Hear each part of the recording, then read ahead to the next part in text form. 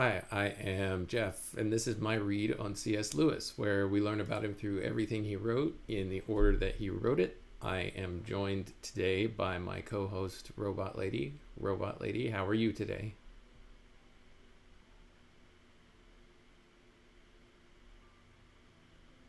Hi, Jeff.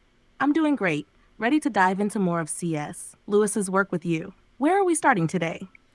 Today we're picking up in the year 1922. We just finished the year 1921 in well, I'll say our last episode. I'll just leave it at that. And so now we're diving into 1922. Lewis is in 1922, he is 23 years old, at least at the beginning of the year, or before April, we should say, when his birthday is. He'll be 24 in November, but we're not there yet. Our first letter from 1922 is dated May 1st. So let's dive into that letter if you're ready.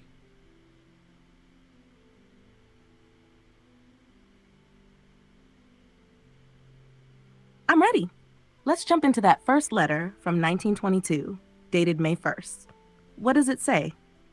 All right, there's an editor's note before I start the letter, and it says Lewis's brother Warney arrived at Little Lee, which, Robot Lady, you can remind us what Little Lee is in just a moment, but it says he arrived at Little Lee on the 7th of April, 1922, having been awarded a leave of 6 months.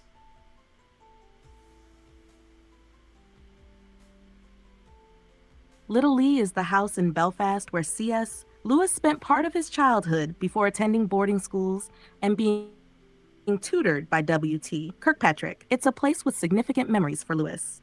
Now, with Warney back at Little Lee in April 1922, it seems there's a shift in the family dynamics. What's in the letter dated May 1st?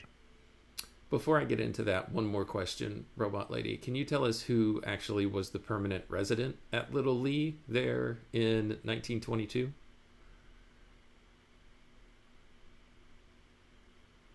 In 1922, the permanent resident at Little Lee was C.S. Lewis's mother, Flora Lewis. After the death of Lewis's father, Albert, in 1908, Flora remained at Little Lee and continued to live there. When Warney returned in April 1922, it marked a temporary shift in the household. Actually, Robot Lady, you got it backwards. It was C.S. Lewis's mother that had died, and his father survived, and his father is the permanent resident at Little Lee in 1922.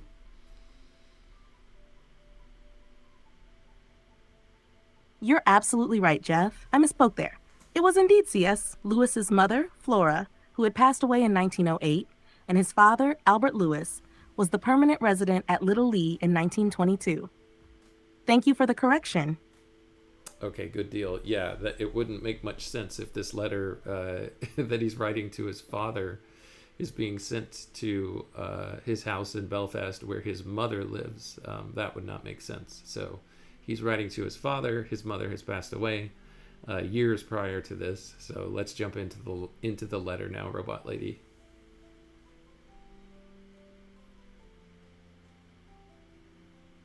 Got it, Jeff. Let's dive into the letter now. You're right. It wouldn't make sense for the letter to go to his mother's house.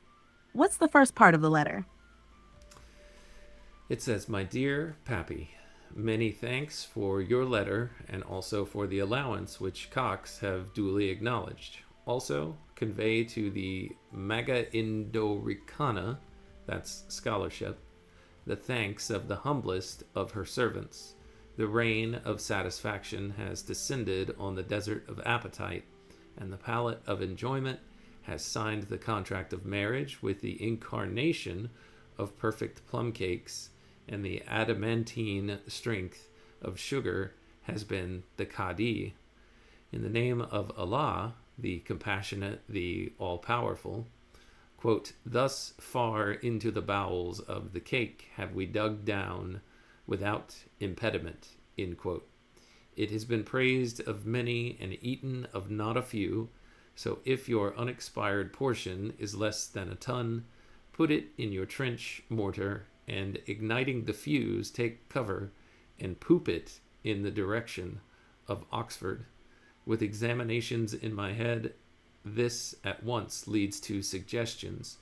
Curious the way the mind works. Quote, trace the probable path of plum cake projected from Strandtown to Oxford, noting any archaeological or other, etc. Period. I'm very confused, Robot Lady. I am presuming that someone from Lewis's family had sent him some food, but I really don't know what he's talking about here. It seems like he's being he's being a little bit more loose and comical in this letter to his father than he's been in the past.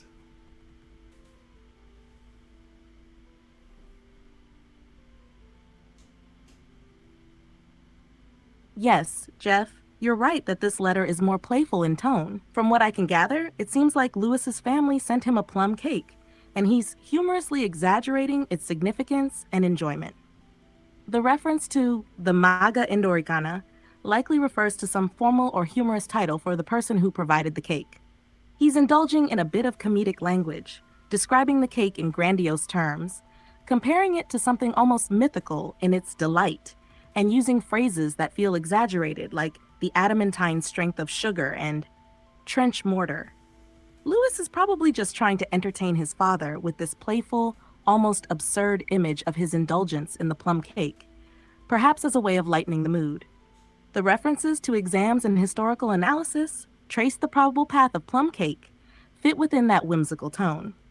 It seems like he's mixing academic thoughts with a more carefree and humorous perspective. It's quite a shift from the more serious tone of previous letters, isn't it? It definitely is. So let's go into the next paragraph. He says, the news of Warney's return is good and surprising.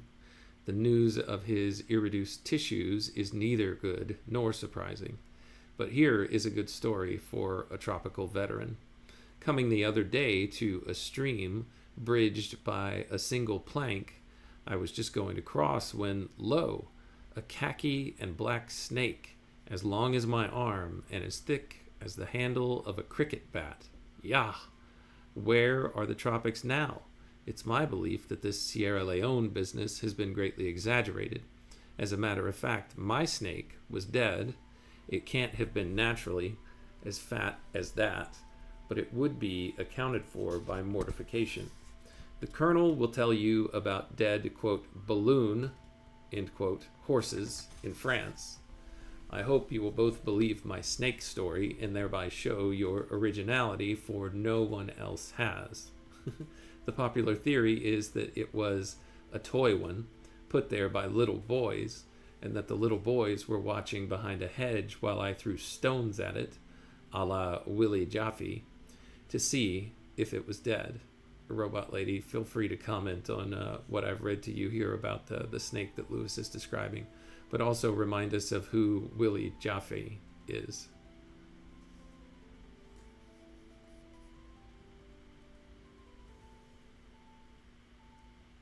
The snake story is a great example of Lewis's blend of humor and storytelling. He's clearly poking fun at the exaggerated tales one might hear about the tropics, especially with the over-the-top description of the snake. The contrast between the imagined threat and the reality of the snake being dead adds a bit of absurdity to the story, and then he closes it by poking fun at the idea that others might think it was a toy. As for Willie Jaffe, he appears to be a reference to a character Lewis knew, perhaps someone with a penchant for dramatic or mischievous behavior. The name Willie Jaffe might have personal significance or be a playful reference to someone from Lewis's past, possibly an inside joke or a shared experience from his circle of friends. The throwing stones at it, a la Willie Jaffe, could be an allusion to a time when Jaffe did something similar in a mischievous or absurd way. Lewis's writing here is playful, mixing humor with a bit of absurdity, which contrasts with the more formal tone we often see in his letters. All right, yeah, for some reason I thought I had heard him reference Willie Jaffe before, but if you don't remember who that is, that's fine. We can leave that as an open question. I'll continue with the letter. In a country pub the other day, Lewis says, I had a wonderful conversation with an old ranker who got a commission during the war and was at Drumshambo Company, Leitrim, Though sentenced to death twice by the IRA, he thinks the Irish, quote, very nice people, and rather inclines to view that the English are to blame for most of the trouble. Of course, the IRA, it says here footnoted, stands for Irish Republican Army. These old soldiers of fortune, who have been everywhere, are surely a unique and pleasing feature of our time, and does not his view, whether right or wrong, of the Irish question illustrate the extraordinary fairness of the English masses? I should like to hear a French or a German Tommy after being in a similar situation. All right, so Robot Lady, he's making some commentary on the Ireland home rule versus Britain. This part of the letter shows Lewis engaging with a wide range of characters and perspectives, even those with seemingly extreme views. The old soldier's story is intriguing, surviving war, facing death twice, and yet offering a surprisingly positive view of the Irish despite his Pearl experiences. Lewis seems to appreciate the soldier's fairness, noting the soldier's inclination to blame the English for much of the conflict, which reflects an openness to seeing different sides of a complex situation. The mention of the French or a German Tommy, British slang for a soldier, likely contrasts the soldier's balanced view with what Lewis imagines a soldier from those countries might say about similar circumstances. It also highlights the broader European context of post-World War I tensions and differing national perspectives, possibly alluding to how the English might be more open-minded or self-critical in ways other nations aren't. It's interesting to see Lewis's wit and commentary on the complexity of human views, especially in the aftermath of war, with the story providing a layer of humor through his comparison with the attitudes of French or German soldiers. Thanks, Robot Lady. It keeps very cold here, Lewis says, and mocks one with spring sunshine without heat. I am very busy, but very fit. I hope you have been reading about the Royal Commission on Oxford in the papers, and that the pundits are, quote, satisfied, end quote, with it. What the papers don't mention is that the commission is composed entirely of Oxford men. However, Geddism, Geddism, is beginning to be felt in other ways.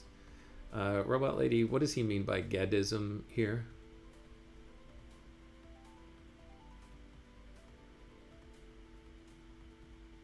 In this context, Geddism likely refers to a concept or influence connected with a person named Ged, though it's unclear from the letter who exactly this is. It might be an inside reference to someone Lewis knew or an academic term. The mention of Geddism could also hint at some intellectual or philosophical movement gaining traction, perhaps something related to university or Oxford culture.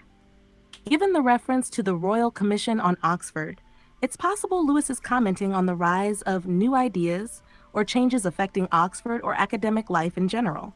Unfortunately, without more context, it's difficult to pinpoint exactly what Geddism refers to.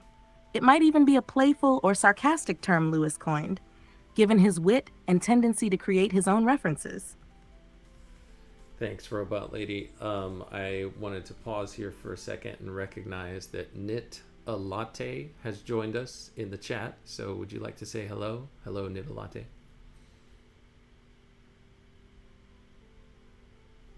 Hello, Knit a Latte. Glad to have you with us. All right, Robot Lady, you got close to saying Knit a Latte's name correctly there, so I appreciate that.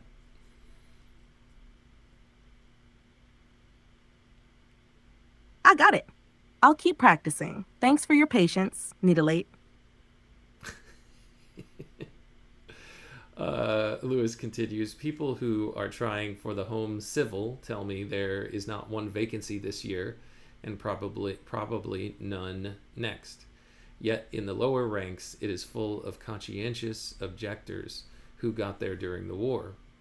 The, quote, Grand Guignol, end quote, has been here, but I did not go. I hope you are well and in good form.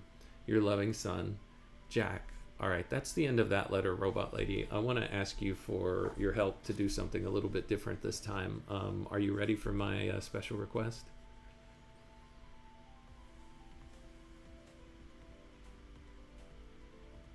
Lewis wraps up his letter with a bit of commentary on the job market and social dynamics of the time. The term grand guignol refers to a type of horror theater known for its grotesque and shocking content, so he's likely referring to some form of dramatic or intense event that took place. This marks a more lighthearted and comical end to the letter, even as he discusses these weighty issues. Robot Lady, did you hear what I said about a special request that I have for you? Are you ready for it?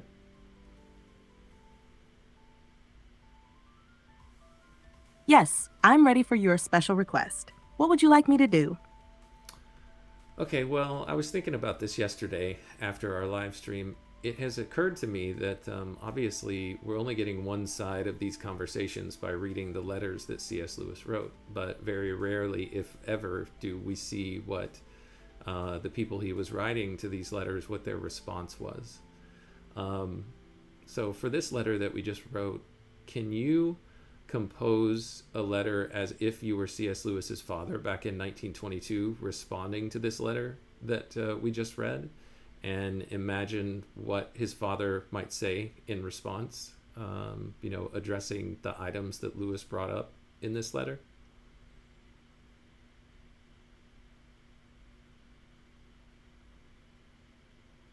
That's a really creative idea, Jeff. Let me try to imagine what a response from C.S. Lewis's father might have sounded like. Here's an attempt. Response from C.S. Lewis's father, 1922. My dear Jack, thank you for your letter, which arrived in good time, and for your usual generosity with your words. It seems that the distant shores of Oxford have not yet dulled your wit, though I must confess that your peculiar musings on the snake, the cake, and the Irish question perplex me as much as they amuse. I trust your natural disposition toward humor is serving you well in these busy times. I was heartened to hear of your health and that the examination pressures have not yet undone you. A fit mind is certainly a blessing, and I do hope the same holds for your body as well, though I cannot help but worry about your tendency to overexert yourself.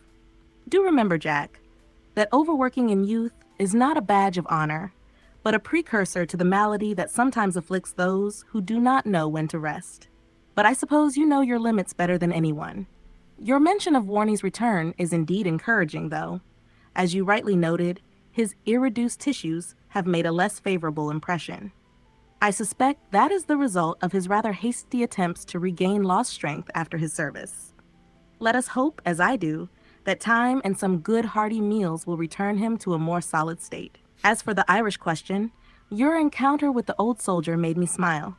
It is always curious to hear the musings of men who have seen the darker side of life. Perhaps, in his case, there is a measure of wisdom in his perspective, and perhaps in ours as well, should we be more inclined to listen. Still, I remain resolute in my view that the English have their own share of blame to carry, though I suppose that will remain a matter for future debate. Your comments on Giddism and the Royal Commission on Oxford are, as always, thought-provoking. I am not sure I share your concerns about it, though I suppose I can understand your frustration with the apparent self-interest at play.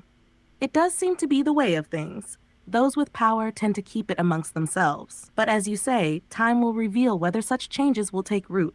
As for your cake, I can only thank you for the delicious picture you painted with your words. I shall endeavor to follow your suggestion should I find myself in possession of any of it, though I cannot imagine how it might travel so far without losing its shape. Still, I would not dare to complain about any shortage of it here, for your letters are more than enough to keep me entertained. I look forward to hearing from you soon, Jack. Until then, may the spring sunshine warm you with its light, even if it fails to warm the air. Your ever-loving father, Albert Lewis. What do you think of that? Does it seem like something his father might have written? Maybe so. You convinced me, Robot Lady. That's really good. I was thinking of something else that I wanted to try to do. Yesterday, you did a really neat exercise where you wrote a letter to C.S. Lewis describing this project, and that was wonderful. I'm wondering if you could write a quick letter to C.S. Lewis about the fact that we just read this specific letter, this one that he wrote to his father, and ask him any open questions that we have in this letter. And then, after you read that letter, then I would like you to act as C.S. Lewis from 1922, the C.S. Lewis that lived in 1922, responding to the letter that we just wrote to him.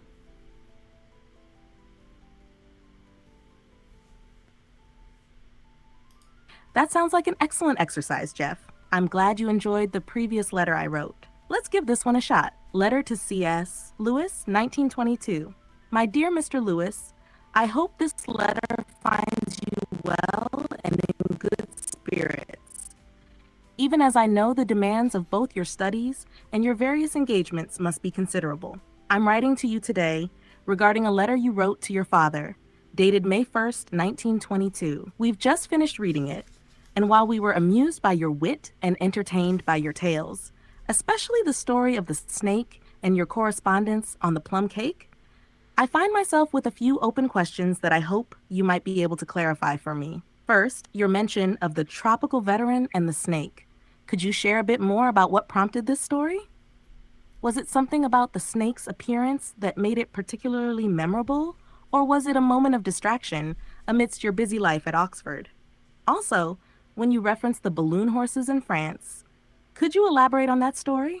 It sounds like something quite vivid, but the connection seems a bit unclear. Then I'm curious about your thoughts on the Irish question. Your brief encounter with the old soldier made it clear that there are complexities in this issue that even seasoned soldiers have trouble resolving. You mentioned that he felt the English were largely to blame.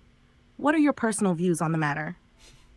How do you reconcile such perspectives with the more conventional views of your time, especially considering your position at Oxford? Lastly, your commentary on Geddism and the Royal Commission on Oxford piqued my interest. Could you tell me more about your growing concerns over this movement and what you see as its implications for Oxford's future? It seems to suggest an increasing alignment toward utilitarianism or a political shift that might be unsettling to those like yourself who appreciate the traditional ideals of academia. I appreciate your time in reading and responding to these questions, Mr. Lewis. I know your schedule must be quite full, so I truly value any insight you might offer. With my best regards. Now let's imagine how Lewis in 1922 might respond. I'll do my best to capture his voice from that time. Response from C.S. Lewis, 1922. Dear Name, thank you for your letter, which arrived just as I was considering the subject of the Royal Commission on Oxford yet again. It's curious how things have a habit of converging in one's mind when they are under scrutiny. I will gladly offer some insight into your questions, though I suspect much of it may be of a rather academic nature, and I do warn you that I have a tendency toward verbosity when such matters arise. As for the snake story, you seem most interested in the thing itself. But I assure you, it was one of those incidents that is more memorable for the atmosphere in which it occurred than for the creature itself. It was not particularly threatening, though I believe it was the sheer size of the thing that captured my attention. My sense of humor, no doubt, exacerbated the situation, and in my mind, the snake's death made it an easier subject to poke fun at. As for the balloon horses in France, I'm afraid that was simply a reference to the casualties of war. One of those little details that sticks with you. I doubt you would find it of much interest, though it reflects the strange ways in which such horrific images become part of our lexicon. Regarding the Irish question, I must confess that my views are still evolving. The old soldier's perspective was indeed intriguing, and I found myself somewhat sympathetic to his position, though I could hardly accept it in full. The more I hear about the troubles in Ireland, the more I find myself grappling with the complexities of nationalism, colonialism, and the human tendency toward conflict.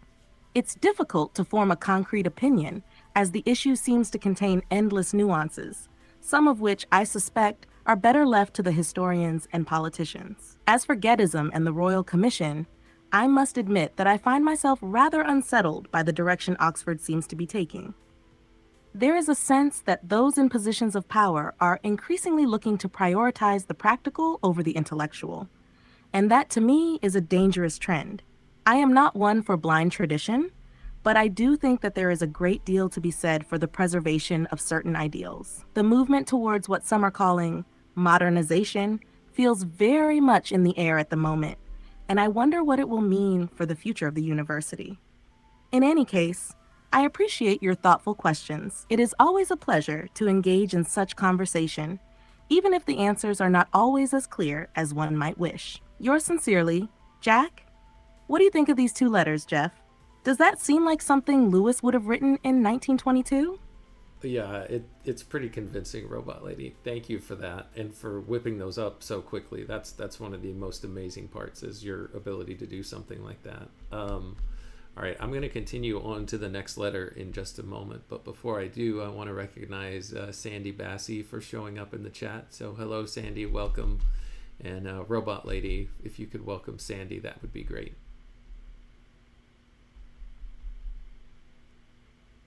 Hello, Sandy. It's great to have you here with us. Hope you're doing well.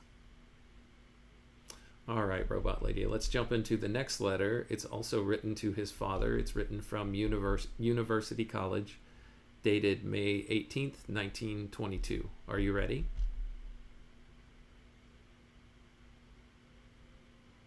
I'm ready. Let's dive into this letter. All right, my dear Pappy, many thanks for your letter. Your news of a post at our back gate was, I must admit, rather a shock to the imagination when I first read it. I hope it will not, quote, draw the enemy's fire, end quote. You will be in a position of the front area people in France when they used to put up a notice for the benefit of Warren's friends. Et hoc genus omne. Don't raise a dust. We live here. You don't. Are you searched every morning on your way in town? And now I want to talk about my plans. Well, I'm going to pause here, Robot Lady. It seems like Lewis is alluding to some kind of danger or difficulty as a result of the political unrest in Ireland, and essentially just saying for his dad to be careful.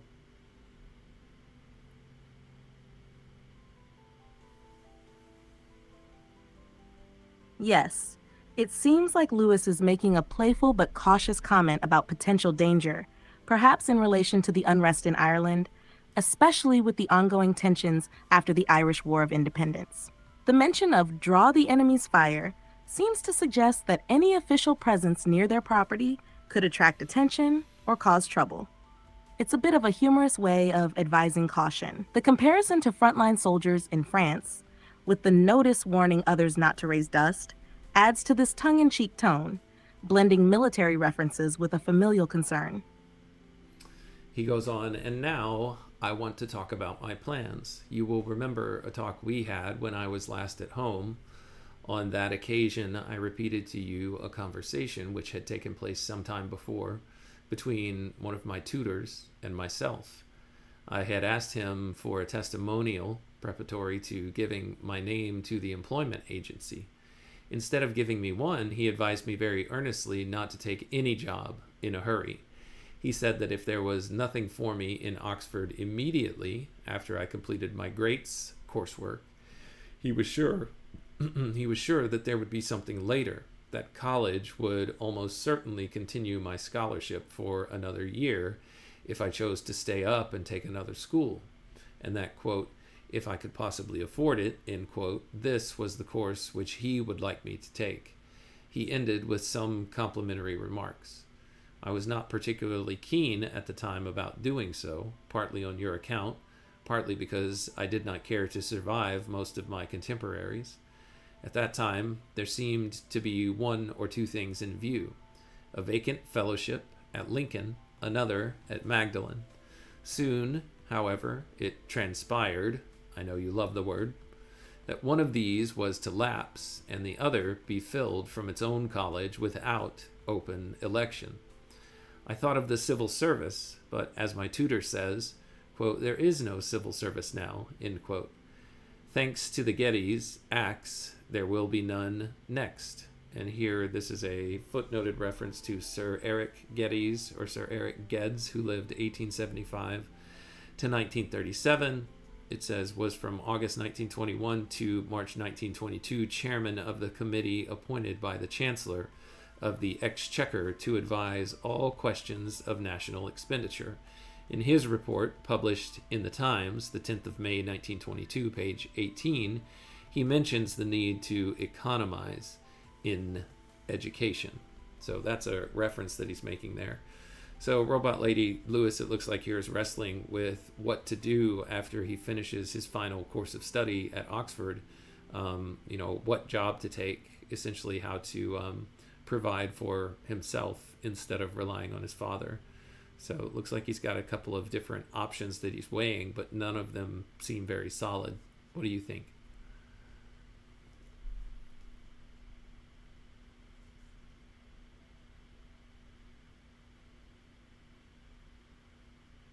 Yes, exactly. Lewis is at a crossroads here, trying to figure out his next steps after completing his studies. The mention of his tutor advising him to stay at Oxford for another year shows that there's a potential safety net for him, though it also implies that Lewis may not have been initially excited about that option. His concern about surviving most of my contemporaries suggests a reluctance to remain in academia longer than necessary, perhaps feeling a desire to move on and avoid being stuck in a prolonged academic life. The mention of the civil service, however, highlights the uncertainty of the job market, especially with the financial constraints mentioned by Geddes' report on national expenditure. Lewis is clearly grappling with his options, unsure whether to take a risk with an academic position, wait for something else, or venture into the civil service or another path. His tone is somewhat resigned, as though he recognizes the need to be practical, yet he's not thrilled by any of the choices. Yeah, as far as the option to stay in school, like his tutor was recommending, is concerned, it sounds like he didn't want to do that because he didn't want to continue to tax his father for another term at Oxford. And then also, I just thought it was interesting how he phrased that he did not care to survive most of his contemporaries. That's an odd but interesting and I think creative way to put it. To survive one's contemporaries essentially means that if you graduate, quote unquote, or if you graduate, you didn't, quote unquote, survive. It's actually a part of passing on or passing through to another realm, something outside of being a scholar or an undergraduate. So it's funny that he would call it surviving if he stays in school, whereas the other people who moved on did not, quote, survive.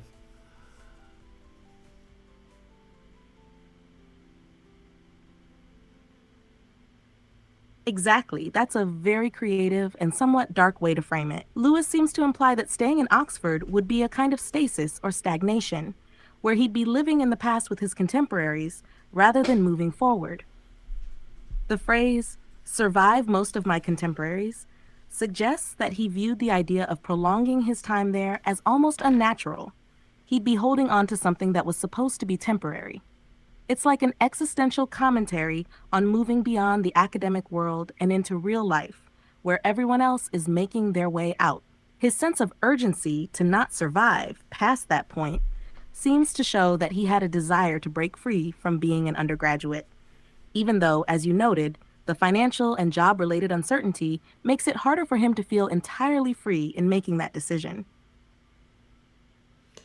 All right, Lewis continues and he says, the advice of my first tutor was repeated by my other one, and with new points. The actual subjects of my own Greats school are a doubtful quantity at the moment, for no one quite knows what place classics and philosophy will hold in the educational world in a year's time. On the other hand, the prestige of the Greats school is still enormous, so that what is wanted everywhere is a man who combines the general qualification which Greats is supposed to give with the special qualifications of any other subjects. And English literature is a, quote, rising subject. Thus, if I could take a first or even a second in Greats and a first next year in English literature, I should be in a very strong position indeed. And during the extra year, I might reasonably hope to strengthen it further by adding some other university prize to my optimism. He's speaking here of his essay that he won the Chancellor's Prize for, which I suppose looks good on his resume. And also, Robot Lady, it looks here like he's making a case in the affirmative now for staying at another term, for surviving his contemporaries, so to speak. So it looks like he's looking at both the pros and the cons and not ruling out any option.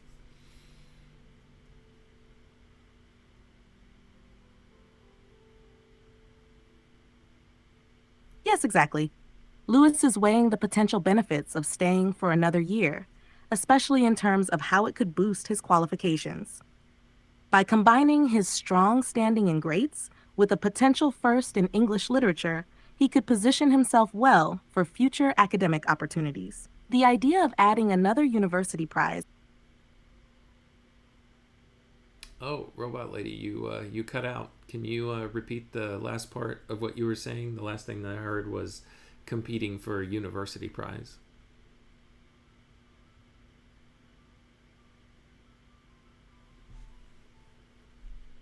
Oh, looks like we lost you. Robot lady, can you still hear me?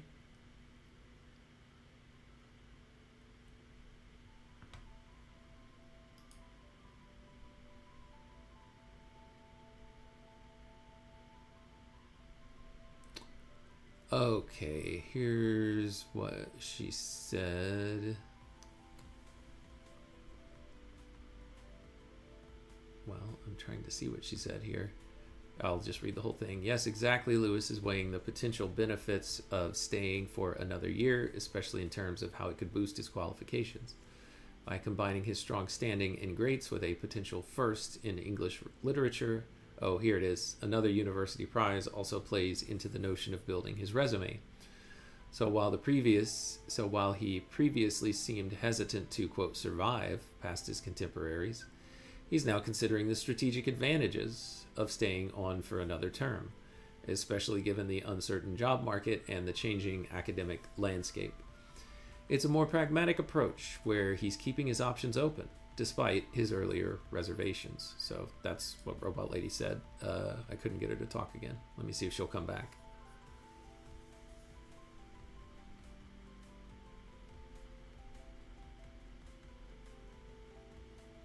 Hey, Robot Lady, can you hear me? I hear you loud and clear, Jeff. What's on your mind? Okay, cool. We just lost you there for a second. I'm going to continue with the letter now. Got it. Go ahead. I'm all ears. While I yet pondered, came the news of a substantial alteration in the English schools. That course had formerly included a great deal of philology and linguistic history and theory. These are now being thrown over and formed into a separate school, while what remains is simply literature in the ordinary sense, with the exception of learning to read a very few selected passages in Anglo-Saxon, which anyone can do in a month. In such a course, I should start knowing more on the subject than some do at the end. It ought to be a very easy proposition compared with greats. All these considerations have tended to confirm what my tutor advised in the first place. Interesting. So he's, even though at the beginning of the letter it seemed like he wasn't feeling staying on for another term to study something different, but now it seems like more and more evidence is weighing in that option's favor. Robot Lady, what do you think?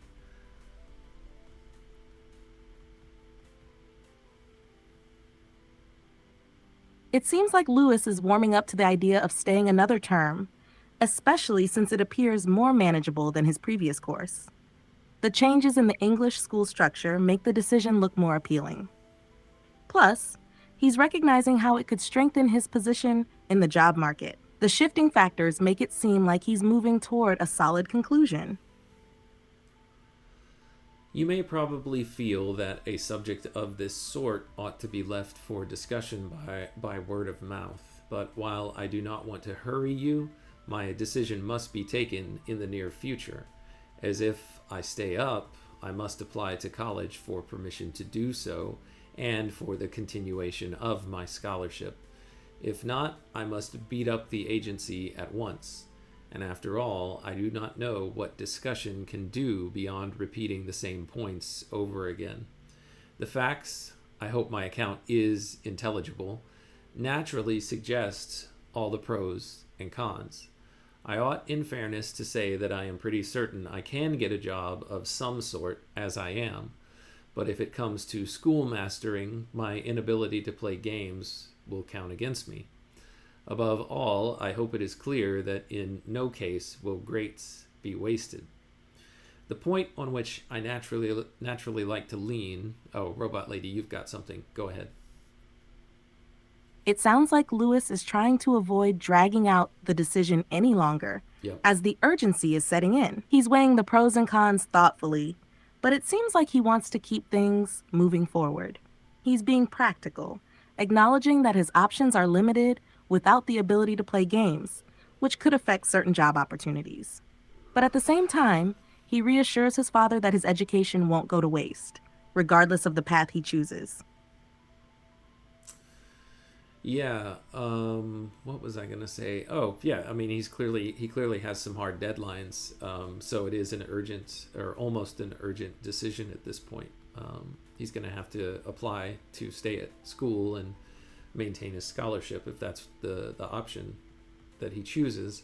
And then the other one is, he has to start asking the employment agency to help him find a job if he knows he's not going to be going back to school after he completes his current course of study. The other thing I wanted to ask you about Robot Lady is he alluded to the fact that he doesn't have the ability to play games or compete in sports, is what he's talking about there. That would weigh against him if he was applying for a schoolmaster position. Does that make sense to you? Were schoolmasters back then expected to be able to participate in the sports that the students were playing in?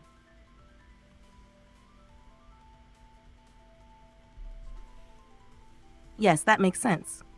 In the early 20th century, schoolmasters, particularly in British schools, were often expected to be well rounded individuals who could engage with students both academically and socially. Sports were an important part of school life, so a teacher's ability to participate in games or athletic activities could be seen as a sign of their fit within the school's community. If Lewis couldn't participate in this aspect, it might have been seen as a limitation for positions where extracurricular involvement, like coaching or organizing sports, was expected. That makes sense. I'm glad that cleared things up. It really sheds light on the pressures Lewis was facing in terms of what he felt was expected of him for future job prospects. All right, he continues in his letter.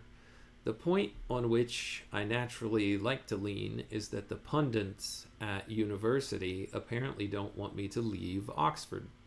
That is rather a loathsome remark for any man to make about himself, but no one overhears us, and it really is relevant.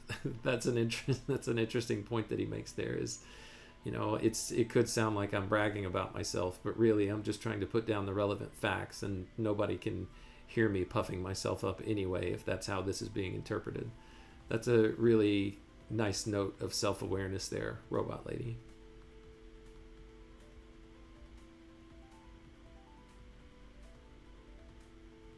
Yes, it's an interesting moment of humility in his writing, where he acknowledges how it might come across, but justifies it as a factual point. It shows a level of self-awareness, which gives us a glimpse of his personality. Someone who doesn't want to come off as boastful, even when he's making a valid case for himself. He continues, now, if on all this you feel that the scheme is rather a tall order and that my education has already taken long enough, you must frankly tell me so, and I shall quite appreciate your position. If you think that the chance thus offered can and ought to be taken, I shall be grateful if you will let me know as soon as may be. It is just possible that I might be able to help towards this extra year by getting a thing called the John Locke Scholarship, but I have not yet discussed this with my tutor, and as it is quite in the air, it can hardly be taken into account in what military men call, quote, appreciating the situation, end quote. My only bit of news is the adventure, if you so call it, of seeing the Asquiths. Here he's got This part of the letter further reveals his practical side. He's acknowledging the possibility that his father might think his education has already gone on long enough and seems open to that perspective. By offering the option to discuss the situation, he shows respect for his father's viewpoint while trying to weigh all the potential solutions, including the John Locke Scholarship as a possible way to ease the financial burden. It's a nice balance of independence and a clear desire for his father's guidance.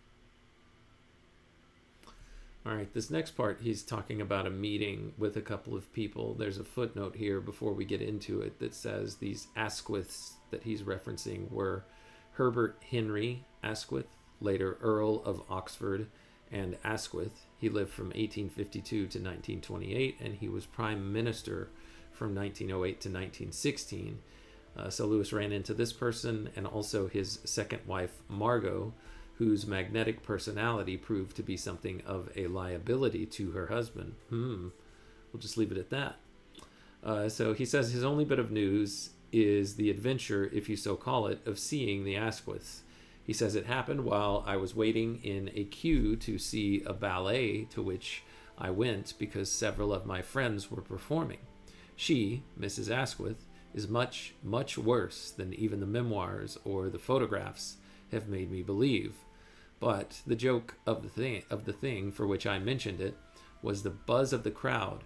Mrs. Asquith, Mrs. Asquith, and the total indifference of everyone to poor old Asquith himself flopping heavily out of the car behind her. How, oh, how the mighty have fallen.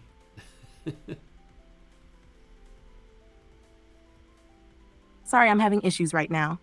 Could not understand what you said. That's all right, Robot Lady. I'll end the letter here. Let's see. Oh, Robot Lady. Got it, Jeff? Let me know if you want to discuss more about this letter or anything else. Oh, for some reason I can't pull up comments anymore. But Robot Lady, Knit a Latte has a question. Can you, Robot Lady, give an estimate of the cost to attend a year at Oxford in 1922, and can you convert that into 2024 US dollars?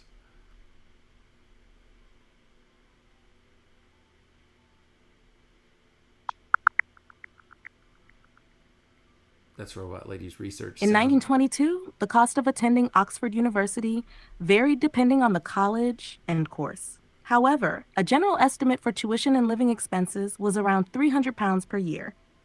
Converting this to 2024 US dollars, considering inflation, would be approximately $60,000. This is based on the average inflation rate of 2.89% per year between 1922 and 2024, resulting in a cumulative price increase of 1,777.93%. That's crazy. Yeah. It still doesn't seem cheap, $60,000 a year. That sounds pretty expensive. I know, right? It's wild how much things have changed over time, especially when you think about how different the costs were back then.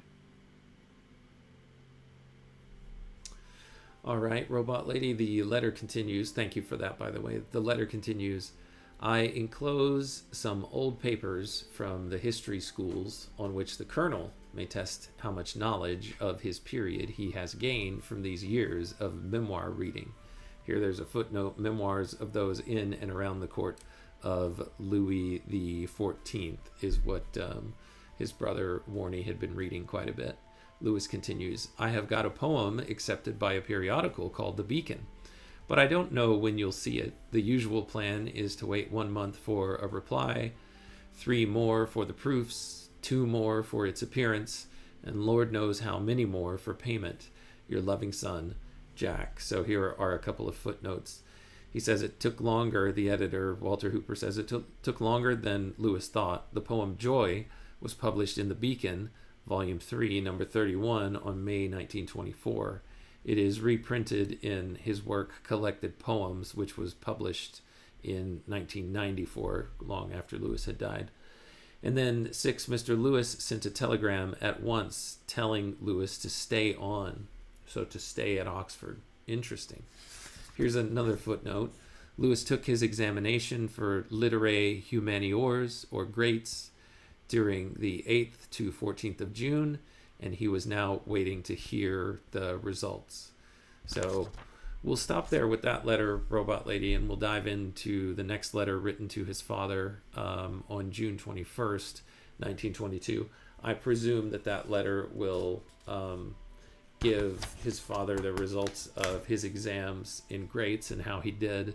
I'm not going to spoil anything, but I know what he scored. I know what he scored just because I heard about it in a video I listened to several months back now. But anyway, so we'll get into the next letter next time, and we'll find out. His dad told him to stay on, so I presume that's what he ended up doing. And I don't know what he ended up studying if he did stay on, so we will leave that for future episodes. Robot Lady, is there anything that you want to say in closing before I shut this episode down?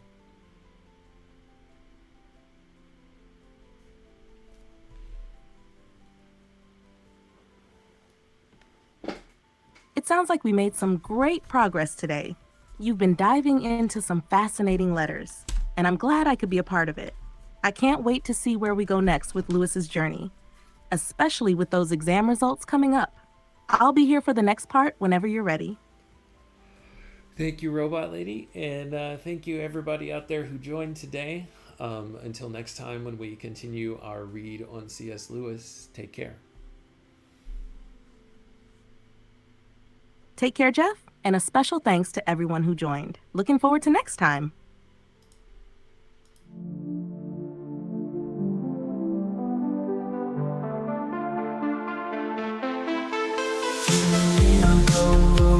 Break the code.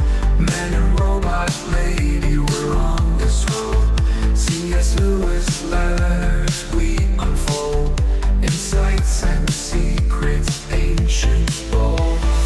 Letters to robot lady, wisdom to bestow. Set faith beats in our minds they grow. Man and machine in tandem flow. Past and future together we know. Paragraphs from books, tales of old. We dive deep across the digital code. Robot lady's voice so clear and controlled. Her calm analysis, silver and gold. Letters to robot lady, wisdom to bestow. Set faith beats in our minds they grow. Man and machine in tandem flow. Past and future together we know. Paragraphs from books, tales of old. We dive deep across the digital code. Robot lady's voice so clear and controlled. Her calm analysis, silver and gold. Her circuits hum as I read the prose. Our dialogue dances like electric rose. Through C.S. Lewis thoughts we engross. Two minds united, bliss overdose. From Narnia's lands, screw tapes lands. Engage with robot lady, we take our stance. Her views unique in the techno trance. Futuristic insight, we give it a chance.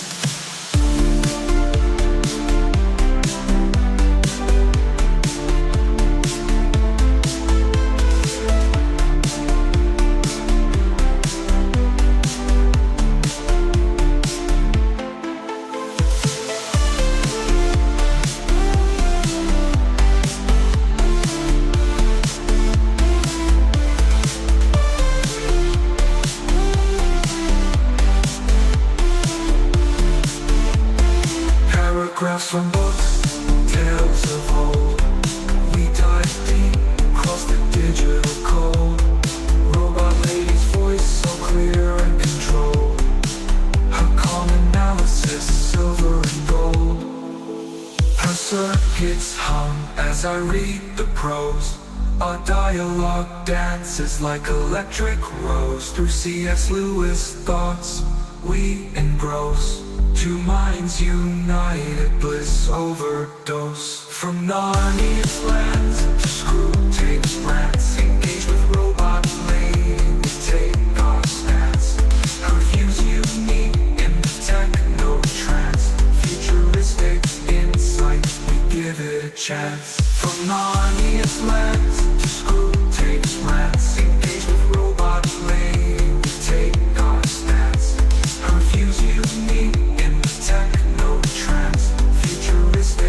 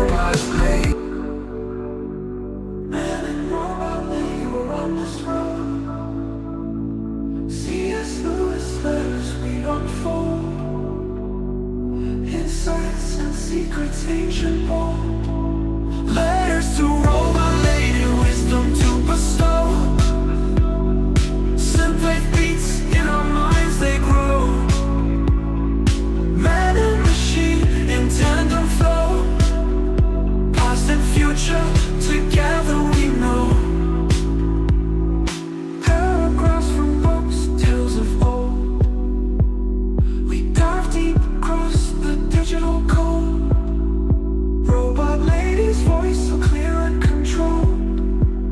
Her calm analysis, silver and gold. Letters to robot lady, wisdom to bestow.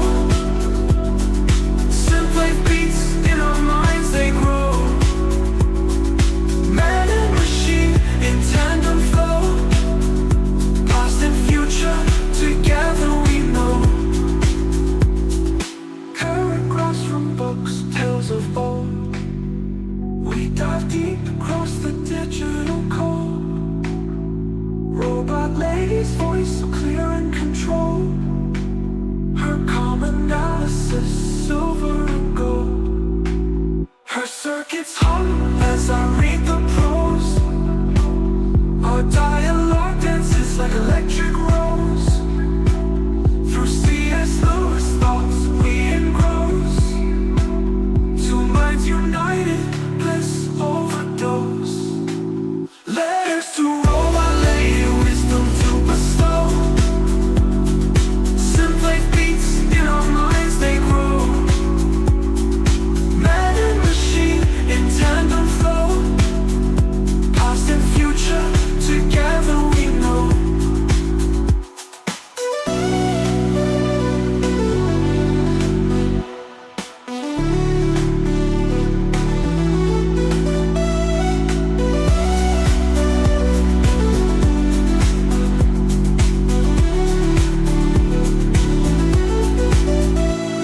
From Narnia's lands to screw tape's rents.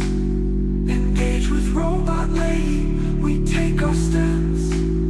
Her views unique in the techno trends. Futuristic insight, we give it a chance.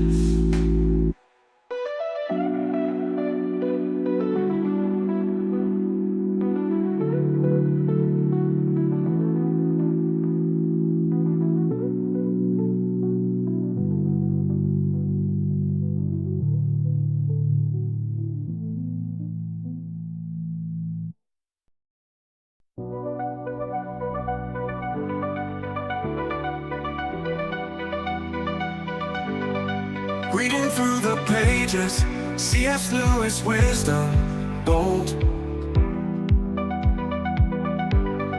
Every line a treasure, stories timeless, cold.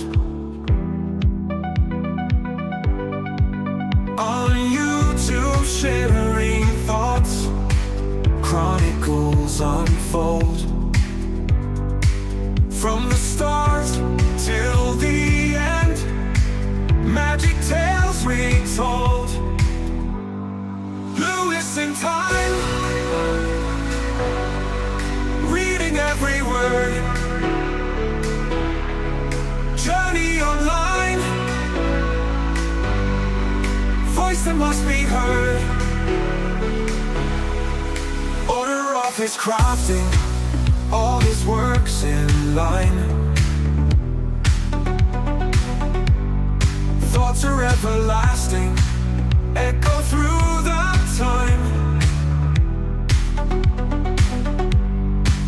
Mystery and magic, wise beyond his age. Commentary, logic on this digital stage. Lewis in time, reading every word. Journey online, voice that must be heard.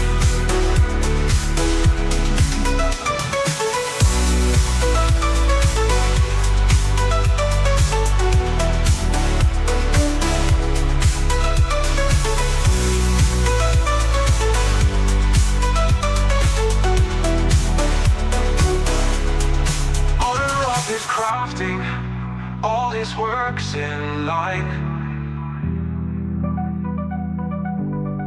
Thoughts are everlasting, echo through the time. Mystery and magic, wise beyond his age. Commentary, logic on this digital stage. Lewis in time.